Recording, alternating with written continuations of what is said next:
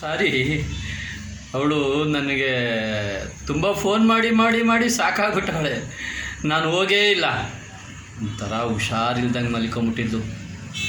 ನಾನು ಹೋದೆ ಅವತ್ತು ಸುಮಾರು 8 ಗಂಟೆ ಸಮಯ. ನಾನು ನೋಡಿ ಯಪ್ಪ ಬಂದ್ಬಿಟ್ಟ ಅಂದ್ಲು. ಉಳ್ಕೊಂಡಿದ್ದಾಳವ ಅಂದೆ.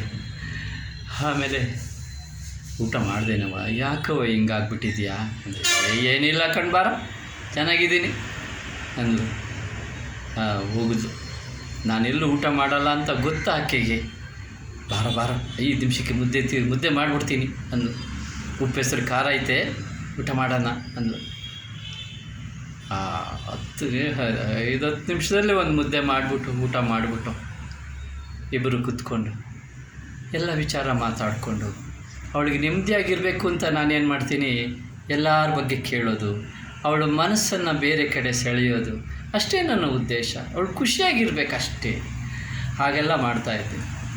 ಹಿಂಗೆ ಮಾತಾಡಿಕೊಂಡು ಮಲಿಕೊಂಡು ಅವಳಿಗೆ ಈ ರಾಜ್ಕುಮಾರ್ ಕಂಡ್ರೆ ಭಾಳ ಇಷ್ಟ ಅಲ್ವಾ. ಆ ರಾಜ್ಕುಮಾರ್ ಹಾಡಿರೋ ತಾಯಿ ಮೇಲೆ ಹಾಡುಗಳನ್ನ ಹಾಡ್ತಿದ್ದೆ ನಾನು. ಹಾಗೆ ನಂದು ಅವಳದು ಒಂಥರ ಅಪೂರ್ವ ಸಂಗಮನೇ ನಮ್ಮದು. ಹಾಗಾಗಿ ಆ ಪಿಕ್ಚರಲ್ಲಿ ಹಾಡಿದ್ದೆ ನೋಡಿ.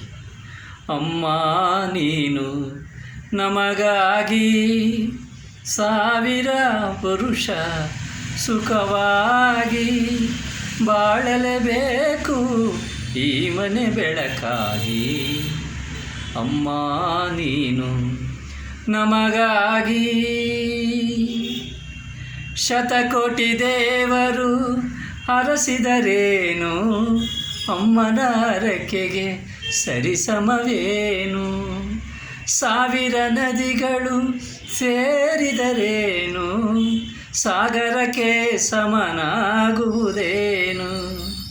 ಅಮ್ಮ ನೀನು ನಮಗಾಗಿ 1000 ವರುಷ ಸುಖವಾಗಿ ಅಂತ ಹಾಡ್ತಿದ್ದೆ. ಏನೋ ಅವಳು ನಮ್ಗೆ ಖುಷಿಯಾಗ್ಬಿಡೋದು. ನಾನು ಹೇಳಿದ್ರೆ ಮಗ ಅಲ್ವಾ, ತುಂಬ ಪ್ರೀತಿ ಅಲ್ವಾ, ನಾನು ಏನು ಹೇಳಿದ್ರು ಚೆನ್ನಾಗಿರ್ತಿತ್ತು ಅವಳಿಗೆ. ಹಾಗಾಗಿ ಆನಂದವಾಗಿರ್ತಿದ್ಳು. ಅವ್ವ ನೀನು ಚೆನ್ನಾಗಿ ಊಟ ಮಾಡ್ಕೊಂಡು ಕಳ್ಕಳಿಯಾಗಿರವ, ನೀನು ಚೆನ್ನಾಗಿದ್ದರೆ ನನಗೆ ಆನೆ ಬಲ ಬಂದಂಗೆ ಆಗುತ್ತೆ ಕಣವ ನೀವೇ. ಆಯಿತು ಬಾರ ಅನ್ನೋಳು. ಇಬ್ಬರು ಸೇರಿ ಮಾತಾಡಿಕೊಂಡು ಮಲಿಕೊಂಡು ಕಾಲ ಹಾಕಿವು. ಅವಳ ಸನ್ನಿಧಿನೇ ಒಂಥರ ನನಗೆ ದೇವರ ಸನ್ನಿಧಿ ಥರ ಇರ್ತಿತ್ತು. ಭಾಳ ಭಾಗ್ಯವಂತ ನಾನು.